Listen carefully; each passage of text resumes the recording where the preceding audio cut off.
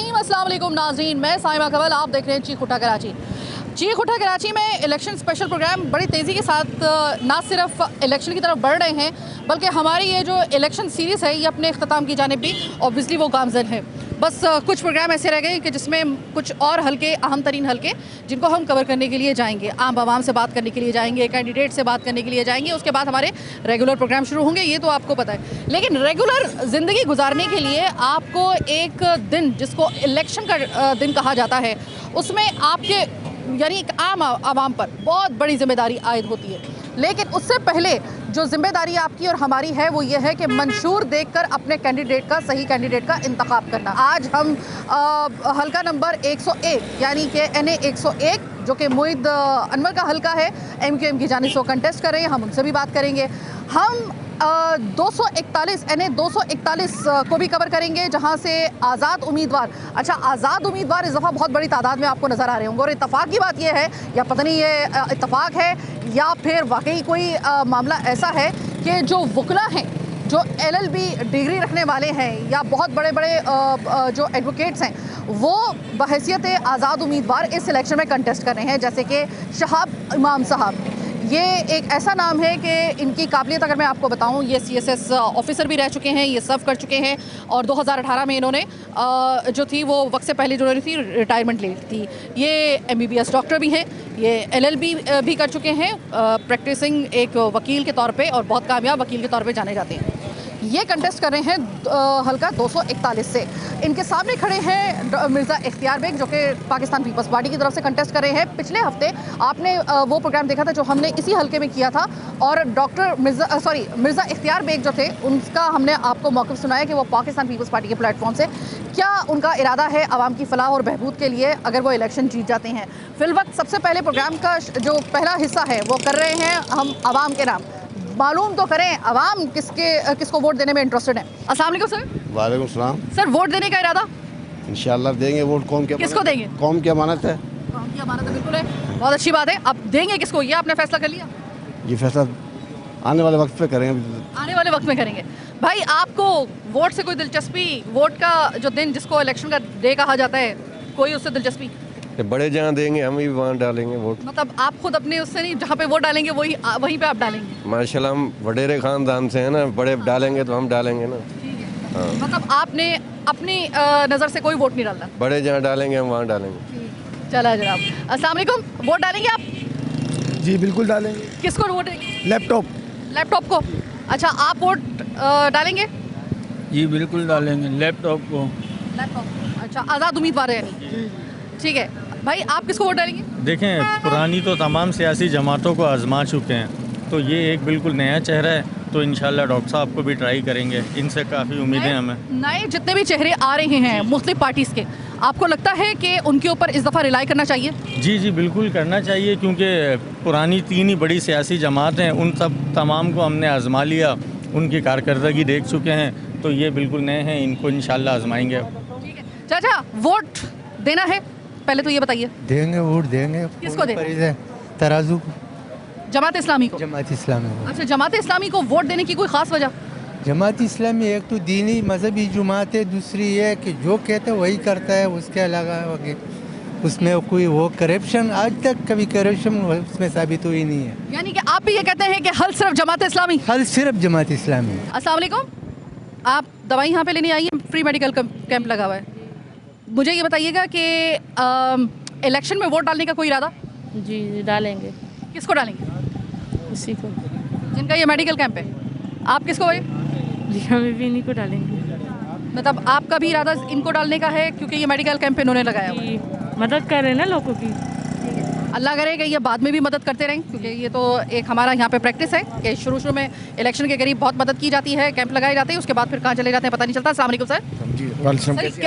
मैं अल्लाह का शुक्र, आपकी दुआ। सर ये बताइएगा कि इलेक्शन बस करीब आ गया, किसको वोट देने का इरादा है? डॉक्टर शहाब इमाम को वोट देंगे इंशाल्लाह। लैपटॉप को वोट लगाएंगे। ये अच्छे आदमी लगे, मिले जुले इनसे, इनका बैकग्राउंड मालूम किया तो अच्छा बैकग्राउंड है, और ईमानदार आदमी है, और सुलझे हुए हैं, और मेहनती हैं, ईमानदार, और लोगों की खिदमत करना चाहते हैं, हमें जो लगा। अच्छा, वैसे आपको देखकर मुझे लग रहा था आप शायद जमात इस्लामी का नाम लेंगे या टीएलपी का नाम लेंगे। एनीवे सर, मुझे ये बताइएगा, बिल्कुल आपका इस्तेकाक है और आप जिसको चाहे वोट दे सकते हैं। सर मुझे ये बताइएगा कि जिस वक्त आप वोट देने के लिए जाते हैं तो वो जो उम्मीदवार होता है उसके मंशूर में आप ऐसी क्या चीज़ देखते हैं, किस बुनियाद पर आप वोट देते हैं, पहले ये बताइए। इनका मंशूर जो है खिदमत है, सबसे बड़ा मंशूर किया है इन्होंने। कोई हमें ग्रेजुएटी लाइन का ये नहीं कहा कि मैं करा दूंगा, उसमें कोशिश होगी। मसला है दिल्ली कानून की, कितने सालों से लाइन कटी हुई है, किसी पार्टी ने तवज्जो दी, एक दूसरे की टांगे खींचते रहे। मैंने कह रहा किसी ने वो लगवाता है वो हटवाता है, इसलिए चक्कर में अभी तक ये सुनने में आ रहा है, अभी तक नहीं लगी। पानी नहीं है, हम टंकियाँ दिला रहे हैं, 5-5 हज़ार रुपये 6-6 हज़ार मेंटेनेंस दे रहे हैं, लोग परेशान हो रहे हैं, गैस के बिल मर रहे हैं, बिजली के बिल में लोगों को मारा जा रहा है। इन्होंने खिदमत का हमें यकीन दिलाया कि जज्बा इनमें हम देखा भी है। सर देखिए, इलेक्शन के करीब कौन ऐसा कैंडिडेट है जो यकीन नहीं दिलवाता? नहीं सही है, लेकिन कौन ऐसा कैंडिडेट है जो यकीन नहीं दिलवाता? क्या आपको ऐसी क्या चीज़ महसूस हुई है कि जिस पे आपको लग रहा है कि इनके ऊपर यकीन कर लिया जाए, इनके यकीन के ऊपर? देखें, मैं हूँ, दुनिया देखी मैंने 3-4 दिन इनके कैंप में बैठ के दूर से इनको वॉच किया है, किस तरह की बातें कर रहे हैं, किसी की पीछे से बुराई तो नहीं कर रहे हैं और किसी को ये नहीं कर रहे मैं हट करूँगा, ये ऐसा वैसा। और अभी तक हम इनके घर पे भी गए, हमने दूर से इनको सब जगह किससे मिलना है, किस आदमी से, बिजनेस कम्युनिटी से ज़्यादा इनकी अच्छी मुलाकात है, डॉक्टर से इनकी अच्छी मुलाकात है, वकीलों से इनकी अच्छी मुलाकात है और अच्छे ख़ानदानी लोग मिले जिनको मैं जानता हूँ। मैं उनका नाम नहीं लूँगा, मैं इसलिए मुतासिर हूँ। आपको लगता है ये क्राइटेरिया काफ़ी है किसी को वोट देने के लिए? बिल्कुल है, अच्छा ईमानदार आदमी होना चाहिए वोट देने के लिए और पढ़ा लिखा हो, बाखलाक हो। आप किसको देने जा रहे हैं वोट सर? सर हम भी डॉक्टर इमाम साहब को देंगे, क्योंकि हम भी इनसे बहुत मुतासिर हुए हैं और ऐसा है कि नए चेहरे सामने आएंगे तो तब्दीली जो है कि ऑटोमेटिक आएगी। सर मैं यही सवाल आपसे भी पूछना चाहूँगी कि आपने अपनी ज़िंदगी में बहुत दफ़ा वोट दिया होगा, आप मुझे ये बताइएगा सर कि आप किस बुनियाद पे वोट देते हैं? जो आप अपना नुमाइंदा मुंतखब करते हैं उसको वोट देने की वजह क्या होती है? असल में उसको वोट देने की वजह ये होती है कि जो हमारे इलाके के मसले मसाइल हैं वो हल हो, जो हमारे कौम हैं, लोग हैं परेशान हैं, पानी के मसले हैं, बच्चों के स्कूल के मसले हैं, इस टाइप की जो मसले मसाइल आते हैं घरेलू टाइप के, तो आदमी खुद ही निपटाता है। तो लाते आते जो बाहर के मसाइल हैं वो तो ये लोग ही देखेंगे ना, इनको सारे इदारों का पता है कहाँ से क्या काम लेना है, तो वो काम की ले सकते हैं और हमने इनके अंदर ये चीज़ पाई, तो इसलिए हम मुतासिर हुए और इंशाल्लाह इनको हम वोट देंगे। हमारा ये आखिरी। सर ये बताइएगा कि आपने जो मुझे बताई है, ये पूरी क्राइटेरिया आपने मुझे बताया है, आपको लगता है कि सिर्फ यही काफ़ी है किसी को वोट देने के लिए? क्या ये ज़रूरी नहीं है कि उसका बताइए कि अब इलेक्शन से पहले ना इनके मिजाज बिल्कुल अवामी हो जाते हैं वोट लेने के लिए, ये तो आप भी अच्छे तरीके से जानते हैं या शुरू से ये प्रैक्टिस चलती आ रही है? मुझे ये बताइएगा कि क्या काबिलियत देखना उतना ज़रूरी है कि आया इस बंदे की अगर काबिलियत अकेडमी उसके पास बहुत सारी डिग्रीज़ हैं, अगर वो एक तरफ, क्या आपको लगता है कि उसके अंदर वो कैपेसिटी जो मामलात को हैंडल करने के लिए अवामी फलाह के लिए होनी चाहिए वो उस बंदे में है या नहीं है? नहीं, हमने इनके अंदर एक अमल देखा, वो अमल ये देखा कि आधी रात को भी यहाँ से मोहल्ले के लिए किसी कोई ऐसा काम आ गया था जिसके लिए ये उठ के चले गए, क्योंकि तो हमने और किसी लोगों में इतना नहीं पाया, तो इसलिए हम इनसे मुतासिर हुए और हम इंशाल्लाह। ये इनमें ख़ास बात ये है, ये डॉक्टर भी है, वकील भी है और ये CSS ऑफिसर भी हैं, कमिश्नर के तौर पे ये सर्व भी कर चुके हैं, यानी कि ये एक गवर्नमेंट एक सर्वेंट के तौर पे सर्व कर चुके हैं। आज तो पब्लिक सेक्टर में ये प्रैक्टिस कर रहे हैं वकालत की, तो दूसरी बात ये कि इनका बिहेवियर, इनका अंदाज काफ़ी हम उम्मीदवारों से मिले। लेकिन सर अमूमन कहा जाता है कि ये जो होते हैं ना, ये जो CSS ऑफिसर्स होते हैं, कमिश्नर होते हैं, तो ये तो ज़रा आवाम से ज़रा थोड़ा सा रूडली बात करते हैं और ज़रा इनका इतना ज़्यादा फिजिबल नहीं रहते ये आवाम के साथ। इनको मैंने देखा है अमूमन, और ये कहा भी जाता है। नहीं, इनका माशाल्लाह दोस्ताना, ऐसे चंद दिन पहले मुलाकात हुई है, यकीन जाने ऐसा लग रहा है हमारे जानने वाले। असल में ये हमारे एक तो इलाके के हैं, ज़्यादा दूर नहीं है, हमारे करीब ही रहते हैं, बात आइलैंड में रहते हैं, तो ये हमारे साथ हर वक्त मौजूद रहेंगे, इनके ये अल्फाज है और इंशाल्लाह हमें इन पे पूरा यकीन है। अल्लाह करे आपके भरोसे की लाज रख लें सर। मैंने कभी किसी कैंडिडेट की इतना मुतासिर नहीं हुआ, वरना मैं कभी झूठी तारीफ नहीं करता। जनाब यहाँ पे मुख्तलिफ किस्म की आरा हमारे सामने आ रही है, हमारे भी सख्त सवाल जारी हैं कि ज़ाहिर है कि आप अगर चूँकि वोट डालने का वो जो दिन है जिसको इलेक्शन डे कहा जाता है वो बिल्कुल करीब आ गया है और अल्लाह करे खैर खैरियत से और ख़ास तौर पे हिफाजत के साथ ये पूरा जो एक प्रोसेस है इलेक्शन का ये पाया तकमील तक पहुँच जाए। और हम सख्त सवाल अब ज़्यादातर इस तरह से कर रहे हैं कैंडिडेट को याद रहे और साथ में वोट डालने वाला जो वोटर है उसको भी याद रहे कि किस बुनियाद के ऊपर आपने वोट डालना है। सिर्फ बरादरी, सिर्फ एक जज्बाती मंसूबियत या किसी शख्स की परस्ती का शिकार होकर आपने वोट नहीं डालना है, वरना याद रखिएगा सिर्फ भुगतेंगे आप नहीं, पूरा पाकिस्तान भुगतेगा, पूरा कराची भुगतेगा। तो ज़रा बहुत सोच समझ के आपने वोट का इस्तेमाल करना है। छोटी सी ब्रेक लेने के लिए जा रही हूँ। ब्रेक के बाद जब वापस आएंगे तो आपको दिखाने के लिए आपके कैंडिडेट आपके सामने होंगे, इनका मौक़िफ़ आपके सामने होगा, ये क्या करने के लिए जा रहे हैं, अगर ये जीत जाते हैं तो ये क्या करेंगे आम आवाम और अपने हल्के के लिए, ये सब हम आपको दिखाएंगे एक छोटी सी ब्रेक के बाद।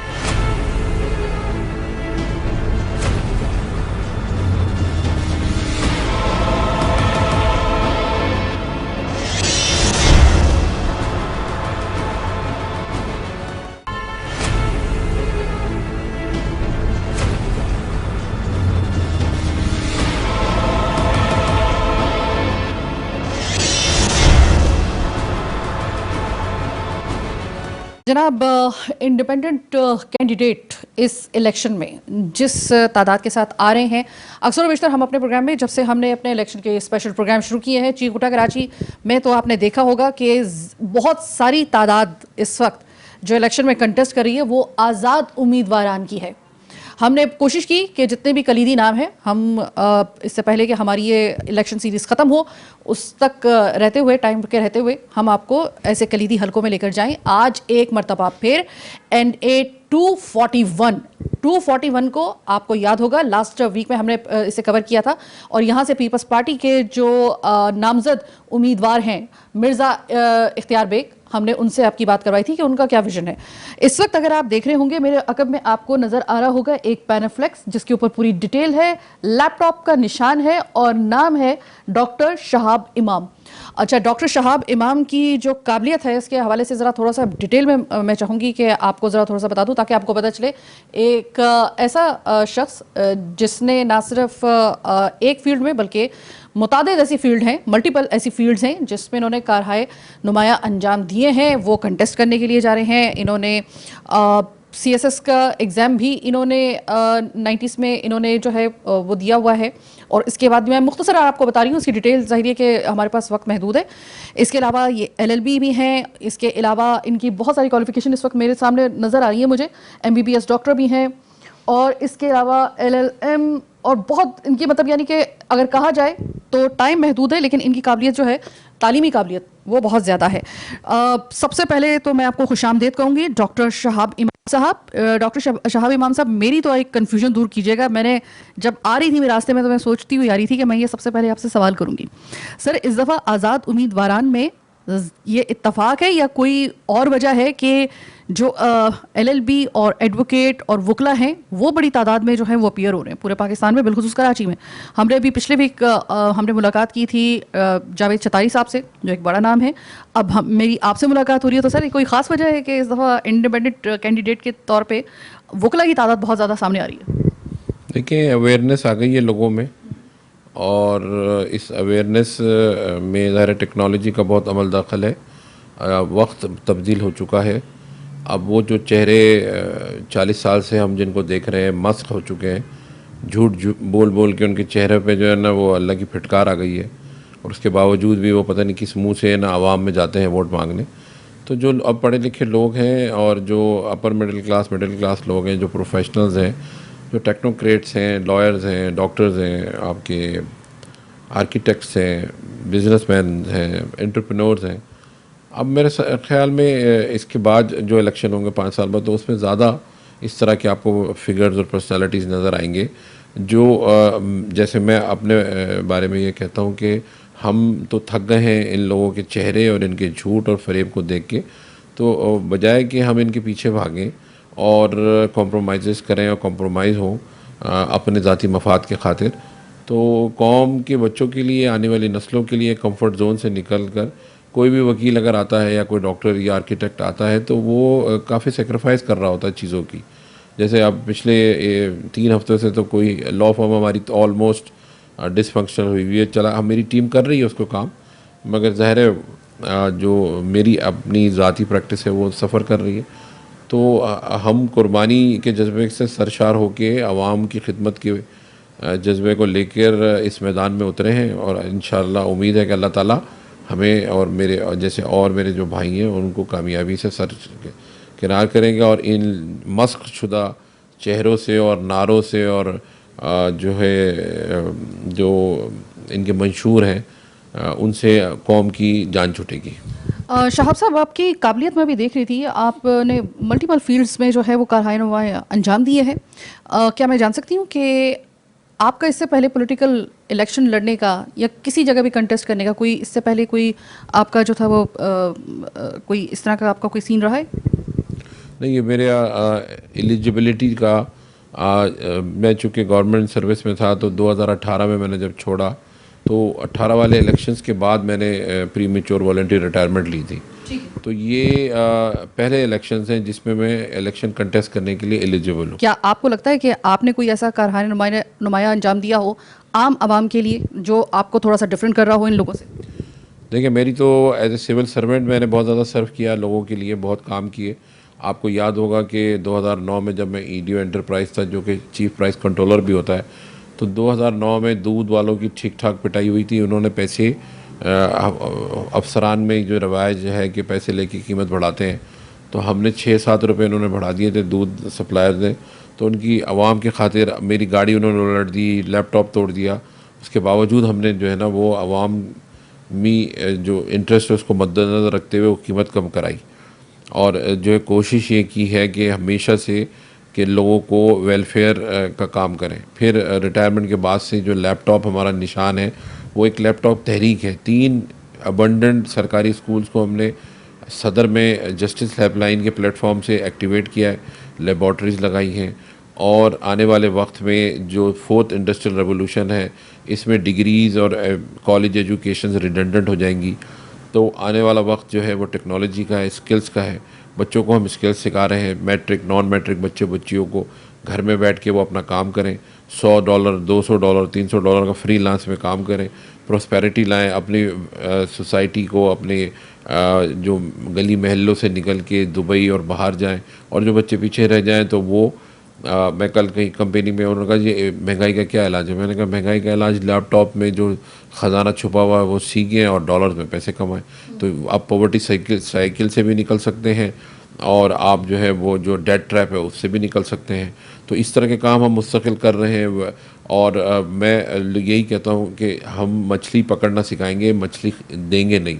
जो जो ऑफिसेस हमने बनाए हैं, जो हमें बेहतर लोकेशंस में मिले हैं, वो कन्वर्ट हो जाएंगे आईटी सेंटर्स में और छोटे कोर्सेज कराएंगे। और ये हैं भी हिजरत कॉलोनी, दिल्ली कॉलोनी, इस तरह की जगह जहाँ पे जो है वो low income segment of the society रहती है, उनको लुक आफ्टर कर रहे हैं। फिर हम मेडिकल कैंप्स लगाते हैं और आज भी ये मेडिकल कैंप लगा हुआ है। वो इलेक्शन से उसका कोई ताल्लुक़ नहीं है, मगर ये कि उसकी कंटिन्यूटी है।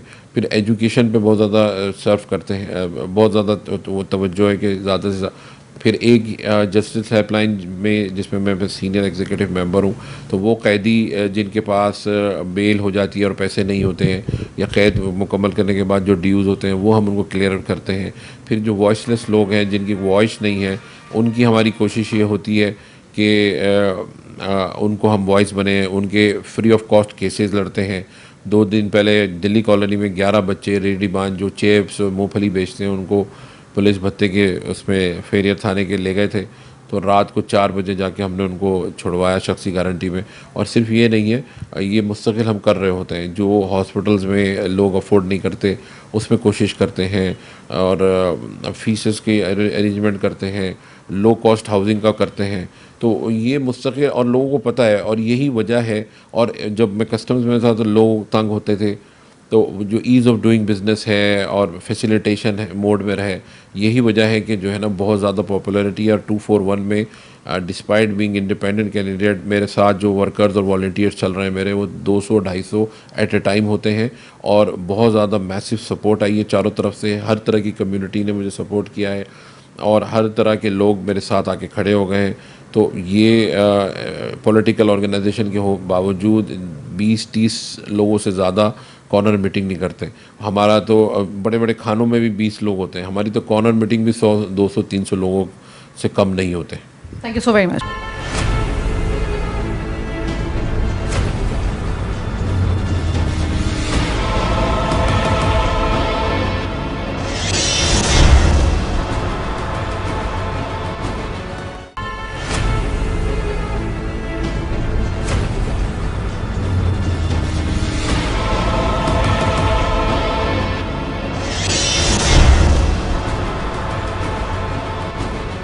जनाब, हम सीधा क्लिफ्टन और जो इससे पहले आप हल्का कवर कर रहे थे, देख रहे थे आप स्क्रीन के ऊपर, हम लोग दिखा रहे थे आपको आज़ाद उम्मीदवार जो थे शहाब साहब, उन्होंने जो कहा। लेकिन अब हम आ गए हैं वहाँ से सीधे गुलशन इकबाल में, और PS है 101 और कैंडिडेट है मुत्तहिदा कौमी मूवमेंट की जानिब से हमारे हरदिल अजीज़, आपके हरदिल अजीज़, जाना पहचाना नाम मुईद अनवर साहब। मुईद अनवर साहब, बलदियाती इलेक्शन के बाद अब आपकी मेरी मुलाकात हो रही है। इससे पहले, अब कुछ दिन पहले जब अर्शी मॉल में आग लगी थी और आपने अपना कैंप लगाया था, तब मेरी आपसे मुलाकात हुई थी। बड़ी आपने बहुत एक्टिव थे, नज़र आ रहे थे वहाँ पर, और उतने ही एक्टिव इस वक्त मुझे आप अपने इस इलेक्शन के ऑफिस में नज़र आ रहे हैं। पहले तो मुझे बताइए कि बन गया माहौल इलेक्शन का? जी अल्हम्दुलिल्लाह, रोज़ाना की बुनियाद पे माहौल बन रहा है, और माशाल्लाह हम जिस तरह से मीटिंग्स हो रही हैं, हमारी डेली 7-8 मीटिंगें हमारी हो रही हैं। फिर हमारा जो यहाँ से हसन साबिर भाई NA के जो के लिए खड़े हुए हैं, MNA के लिए, फिर मेरा असल में PS 2 NA में लग रहा है, सादिक इफ्तिखार भाई का भी लग रहा है। तो वो जहाँ जहाँ हम लोग जा रहे हैं, लोग हमारा इंतज़ार भी कर रहे हैं, वेलकम भी कर रहे हैं और अच्छा रिस्पॉन्स दे रहे हैं। और हम ये समझ रहे हैं कि वो मुत्तहिदा कौमी मूवमेंट के कैंडिडेट से या मुत्तहिदा कौमी मूवमेंट पाकिस्तान से वो उम्मीद रख रहे हैं कि इंशाल्लाह यही वो लोग हैं जो हमारे मसाइल आगे इंशाल्लाह जाकर हल करेंगे। मुईद अनवर साहब, देखिए इस वक्त जो माहौल चल रहा है वो ये चल रहा है कि मुत्तहिदा के साथ अभी एक बहुत फ्रेशली एक बहुत ही एक अंदोनाक वाक़या होता है नाज़माबाद में। आपके बाकायदा तौर पे वहाँ पर एक आपकी तरफ से, मतलब आप ही के कैंप से एक कैजुअल्टी भी होती है, मतलब ये कोई मामूली बात नहीं है। अब ये बात ये आ रही है कि मुत्तहिदा के ऊपर भी इल्ज़ामात लग रहे हैं कि वो भी मुख्तलिफ दफातर में जाके दूसरी पार्टी उसकी जो है वहाँ पर जाके इसी तरीके से हल्ला बोल रही है, और इसी तरीके से इनके ऑफिस में भी ऐसा हो गया। तो आपको लगता है कि ये वाली अब जो रविश चली है, ये इलेक्शन तक सही तरीके से इलेक्शन वकूफ़ पजीर पा जाएं, उसमें ज़रा थोड़ी सी रखना डाल सकती है? नहीं, देखिए जी, हमारी तरफ से नहीं हो रहा। अगर देखें, जो शहीद हुआ है वो हमारा साथी हुआ है। दूसरी सियासी पार्टी जो पीपल्स पार्टी थी, मैं खुलकर बोलूँगा, उनकी तरफ से हमारे साथियों पे फायरिंग हुई है। हमारे साथी निहत्ते थे, हमारे साथियों के पास कोई असला नहीं था। अगर खुदा अल्लाह ना करे हमारे साथियों के पास भी असला होता तो उधर से भी कोई होती, ज़ख्मी तो होते ना कम अज़ कम। पर ये आप इससे क्लियर हो गया। पर आपने देखा होगा मुस्तफ़ा कमाल भाई ने भी बड़ी सीरियस एक प्रेस कॉन्फ्रेंस की है, जिसमें इंतज़ामिया को भी मैसेज दिया गया है कि भाई इस चीज़ को यहीं कंट्रोल कर लिया जाए। अदरवाइज़ हाथ हमारे भी बंधे हुए नहीं हैं, और हम नहीं चाहते, जो शहर काफ़ी अरसे से पुरअमन चल रहा है, तो हम ये चाहते हैं कि पुरअमन रहे। हमारा साथी शहीद हुआ है, तो हमने तो ये सिर्फ ये उस पर ये डाला है कि भाई उन जिन्होंने जो कातिल हैं उनको जल्द से जल्द गिरफ़्तार किया जाए। तो ये है, और हमने अल्हम्दुलिल्लाह FIR भी कटा दी और इनको इंशाल्लाह जल्द गिरफ़्तार करेंगे। मुईद अनवर साहब, आपके पास हल्के मतलब एरिया कौन कौन सा आ रहा है इस PS 101 में? बिल्कुल जी, मेरे पास बहुत बड़ा एरिया है इस वक्त। मैं समझता हूँ PS 101 के अंदर ये 13D1 से लेकर 13DG तक है। फिर अपना अल्लाह भला करे बैतुल मुकर्रम के बैक साइड वाला पूरा एरिया है गुलशन इकबाल का। फिर डालमिया है, शांति नगर है, लाल फ्लैट्स की तरफ है, ये जो मैं सिंबाद का एरिया है वो सारा बैक का उसका भी एरिया है। और इसके बाद ये ईसा नगरी से पुरानी सब्जी मंडी तक है, उसके सामने वाला शरफाबाद का भी एरिया है, शरफाबाद बादराबाद। गुलिस्तान जौहर ब्लॉक 16 में भी है? नहीं, गुलिस्तान जौहर ब्लॉक 6, गुलिस्तान जौहर का भी बिल्कुल सही कह रही हैं। सही कह रही हैं, क्योंकि मैंने अपने घर के सामने आपका मैंने बैनर देखा है। नहीं, गुलिस्तान जौहर का भी, सॉरी मैं मिस कर गया, गुलिस्तान जौहर का भी वो एरिया है, एक पॉकेट है वो वहाँ से भी है। बिल्कुल आप सही कह रही हैं। ठीक है, तो मुझे ये बताइएगा कि ये जो इलाके आप बता रहे हैं ना, ये वो इलाके हैं कि जिनको कहा जाता है सही मानों में प्रॉब्लमेटिक एरियाज़ हैं। हालांकि मेरा गुलिस्तान जौहर जो है, जो मैं जिस ब्लॉक में मैं रहती हूँ, वहाँ पे कोई ऐसा नहीं है। लेकिन जो बाकी आप इलाके बता रहे हैं, शांति नगर है, इसके अलावा जो डालमिया के आप उसमें बता रहे हैं, तो आपको सबसे ज़्यादा आपने कौन सा ऐसा इशू ऑब्जर्व किया है सो फॉर के आपके कहते हैं कि ये एक दफ़ा बस मैं इलेक्शन जीत जाऊँ, सबसे पहले इन वाले मसाइल के गला दबाना है मैंने? नहीं, देखें, इशूज़ तो कराची शहर में पूरे एक अंबार लगा हुआ इशूज़ का। रोज़ बरोज़ इश्यूज़ बढ़ते चले जा रहे हैं। असल में जब तक वही वाली बात है जो हमारी आला क़यादत बात कर रही है, जब तक किरदार वाले लोग नहीं आएंगे, जब तक इस शहर को जो ओन करते हैं वो लोग नहीं आएंगे, और इस शहर के मुकामी जो हैं वो नहीं आएंगे, जब तक ये मसाइल हल नहीं होंगे। अगर आप ये समझ रहे हैं कि इंटीरियर से या दूसरे शहर से आकर यहाँ कोई मसाइल को हल करेगा, तो वो नहीं कर सकता। मैं क्योंकि बेसिकली माजी में मैं डिस्ट्रिक्ट चेयरमैन ईस्ट भी रहा, तो मुझसे बेहतर इस वक्त मैं चैलेंज करता हूँ जो मेरे एनए में आ रहे हैं, जितने पीएस, जितने भी यहाँ पे कैंडिडेट दूसरी सियासी पार्टियों में खड़े हुए हैं, वो मुझसे मुकाबला कर लें। मुझसे ज़्यादा उनके पास, उनको पता नहीं होगा मसाइल कितने हैं इस एरिए के, और उन मसाइल का जो हल है वो भी हमारे पास है। तो इंशाल्लाह आप ये देखिएगा कि जब हम आ जाएंगे, अल्लाह ने चाहा और जिस तरीके से चाह रहा है, जिस तरीके से हमें नज़र आ रहा है कि लोग हमें भरपूर वोट देंगे 8 फरवरी को, पतंग पे मोहर लगाकर कामयाब कराएंगे, तो उसके बाद हमारा जो है 9-10 जब भी हम ओथ उठाएंगे तो फिर हमारा इम्तिहान शुरू हो जाएगा। फिर हमारी जो बातें हैं और हमने जो डिलीवर करना है वो आपके सामने नज़र आ रहा होगा। और इशूज़ यही हैं, अभी भी हम पब्लिक में जा रहे हैं तो इश्यूज़ वही हैं जो बल्दियाती निज़ाम है, जो बग़ैर इख्तियार के यहाँ बैठा हुआ है, जिसके लिए MQM मुत्तहिदा कौमी मूवमेंट पाकिस्तान ने अपने मंशूर में भी वो चीज़ें रखी हैं, जिसके लिए मुत्तहिदा कौमी मूवमेंट पाकिस्तान सुप्रीम कोर्ट में भी गई है, 140A के इख्तियारात भी मांगे हैं, सारी चीज़ें की हैं और इंशाल्लाह कर रहे हैं। हम ये सब चाह रहे हैं, हमारी ख़ास तौर पर हमारी जो पास पार्टी है वो ये चाह रही है कि बाइख्तियार सिटी गवर्नमेंट आना चाहिए, क्योंकि वो सिर्फ कराची के हम नहीं बात कर रहे, हम पूरे पाकिस्तान के लिए बात कर रहे हैं। वो कराची के मेयर की बात नहीं कर रहे, हम पूरे पाकिस्तान के मेयर्स की बात कर रहे हैं कि वो आए, खुद मुख्तार और बाइख्तियार वो आए, मेयर्स आए, ताकि वो लोगों को, एक आम आदमी को एक सही तरीके से उसके डोर स्टेप पे उसके मसाइल हल हों। अगस्त 2016 के बाद से अब तक आपको लगता है कि अभी आपने कहा कि जो कराची जो है उसमें अपने ही जब आएंगे, यानी कि आपने अपने आप को कंसिडर किया है कि जब अपने ही आएंगे तभी वो मसाइल हल हो सकते हैं। 2016 अगस्त 2016 के बाद आपको लगता है कि आवाम अभी भी आपको अपना समझ रही है? देखिए, आवाम को हमसे ज़्यादा बाशऊर आवाम है, हमसे ज़्यादा वो चीज़ें समझती है, वो देख रही है, उसने देखा है, माजी में भी देखा और अभी भी वो देख रही है कि MQM को किस तरीके से 2018 का मैंडेट छीन कर किसी और को दिया गया। 2016 की जो बल्दियाती गवर्नमेंट आप जिस हवाले से कह रही हैं, 2016 की गवर्नमेंट में MQM के हाथ पांव किस तरीके से बांध कर उनको छोड़ा गया। तो मेरा कहने का मकसद है, आवाम हमसे ज़्यादा जानती है और आवाम, कराची की आवाम जो है वो, उसके पास, अब मैं ये समझता हूँ, वो ख़ुद ये कह रही है कि अब हमारे पास MQM के अलावा कोई ऑप्शन नहीं है। उन्होंने 4 साल उसके PTI के भी देख लिए, उन्होंने जमात इस्लामी की वर्किंग भी देख ली 1 साल 1.25 साल से, और उन्होंने 14 साल का जुल्म जो है पीपल्स पार्टी का वो देख लिया है। तो वो आप ये समझ रहे हैं, सबको ये यकीन है कि इंशाल्लाह जो MQM है, जैसे माजी में जिस पावर के साथ आई थी उसी पावर के साथ ये आवाम उसको दोबारा लेकर आना चाह रही है। और ये समझती है कि आवाम ये समझती है कि जो असल मसीहा है, जो असल यहाँ के रिहायशी हैं, वो हैं MQM के वर्कर, वही हमारे मसाइल हल करेंगे। जैसे कि जब भी हमें इक़्तिदार में पावर्स मिली, हमने आवाम के मसाइल हल किए।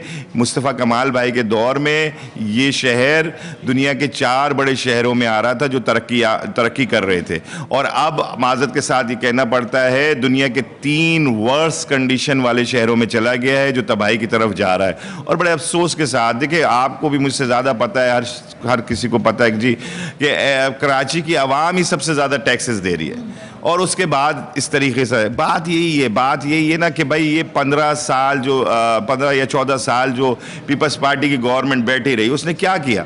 और यकीन करें, मैं आपके चैनल के तवज्जो से आवाम को भी ये मैसेज देना चाहता हूँ और यकीन दिलाना चाहता हूँ, और उनको ये पता है कि MQM के अगर एक दफ़ा वज़ीर आला आ गया हमारा MQM मुत्तहिदा कौमी मूवमेंट पाकिस्तान का, तो फिर इंशाल्लाह हम पीपल्स पार्टी की लाड़काना से भी ज़मानत जब्त कराएंगे इंशाल्लाह। आप ये कह रहे हैं कि लाड़काना से भी पीपल्स पार्टी की ज़मानत जब्त करवा दी जाएगी आपकी तरफ से, अगर आपका वज़ीर आला सिंध आ गया तो आपको लग रहा है ये फ़िलहाल इस सिनेरियो में वो प्रैक्टिकल हो सकता है? नहीं, देखिए जी, सिर्फ एक ख्वाब है। हाँ, ख्वाब है, ख्वाब नहीं है, वो बिलावल साहब वाला ख्वाब नहीं है। इंशाल्लाह हम क्यों नहीं आ सकता है। अल्लाह ने चाहा इस दफ़ा कराची से जो हमारी 50 से ज़्यादा सीटें निकलेंगी और फिर हमारे सक्कर हैदराबाद से सीटें आएंगी, तो हम एक बड़ी पार्टी होंगे इंशाल्लाह, और हमारे नंबर ज़्यादा होंगे तो वज़ीर आला बन सकता है हमारा। और इंशाल्लाह अल्लाह ने चाहा, आप देखिएगा कि जिस तरीके से लोग इस दफ़ा पीपल्स पार्टी को इंटीरियर में भी रिजेक्ट कर रहे हैं, तो मे भी ऐसा हो सकता है कि GD और MQM मिलकर वज़ीर आला अपना बनाए।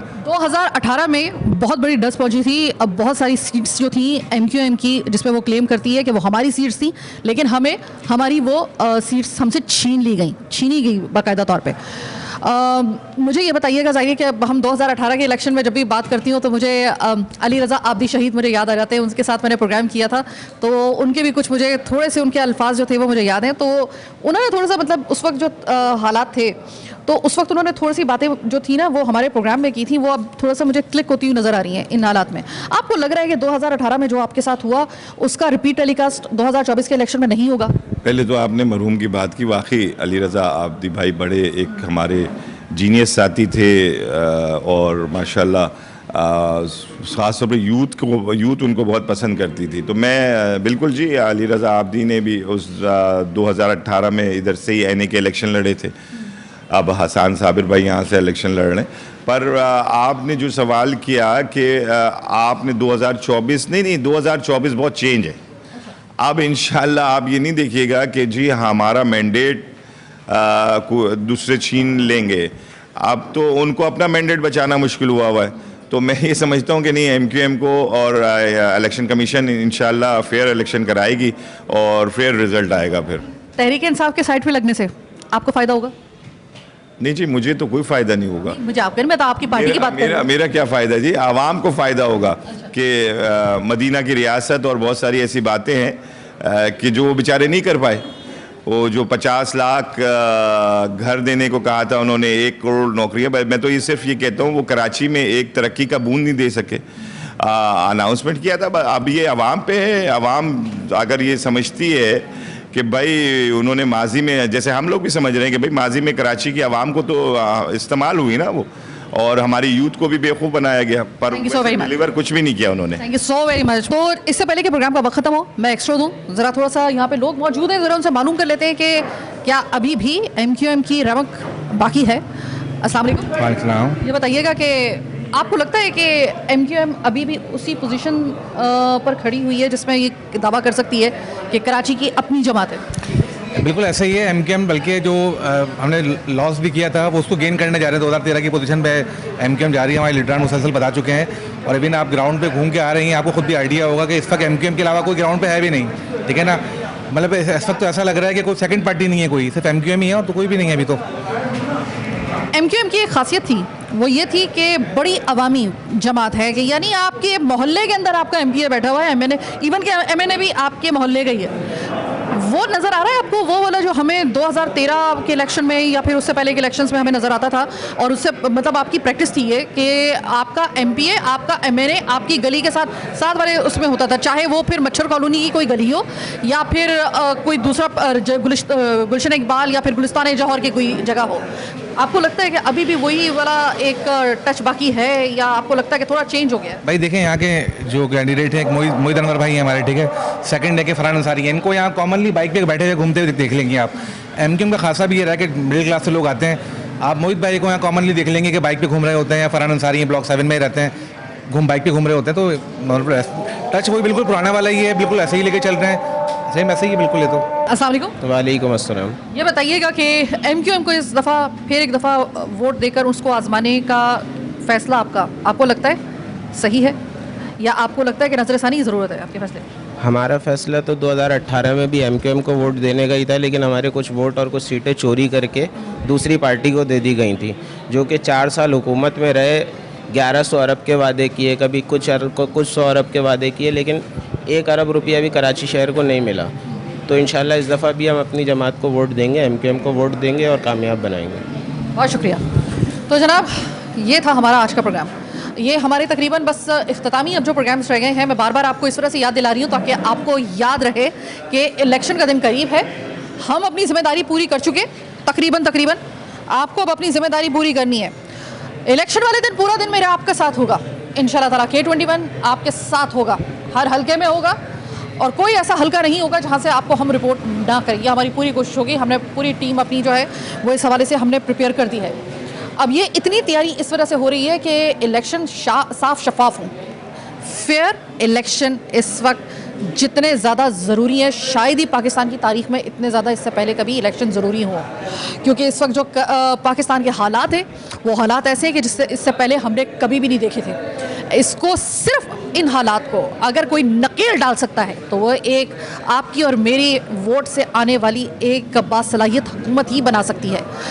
अब आपको और मुझे ज़्यादा वक्त हमारे पास नहीं है ये सोचने के लिए कि हमें किसको वोट देना है, अब ये डिसाइड कर लें, क्योंकि हम जब आवाम के पास जा रहे हैं, कुछ आवाम ऐसी भी है कि जिन्होंने अभी तक ये नहीं सोचा है कि किसको वोट डालना है। सोच लीजिए जनाब, ये सोचने का मौका आपको बहुत सालों बाद मिलता है, और अगर आप उस दिन अपने इस वोट का इस्तेमाल नहीं करते तो याद रखिएगा आप कौमी मुजरिम कहलाएंगे। इन हालात में आपके वोट की बहुत अहमियत है। अब आपको फैसला करना है कि अपनों को वोट देना है जिनका ये क्लेम है कि ये अपने हैं, आपको आज़ाद उम्मीदवारों को वोट देना है जो कहते हैं कि कोई भी आपका अपना नहीं है, सिर्फ हम आपके अपने हैं और हमें आजमाइए, हम पे नए चेहरे हैं, या फिर आप उस जमात को उन जमातों को जो कि कराची का किबला दुरुस्त करने का दावा करती हैं, आप उनको वोट देते हैं। जिसको भी वोट दें बस सोच समझ के दीजिएगा, ये वोट आपका सोच समझ के देना बहुत ज़रूरी है इस बार तो ख़ास तौर पे। फिल वक्त मुझे आज के प्रोग्राम से दीजिए इजाज़त। अल्लाह ने के बाद।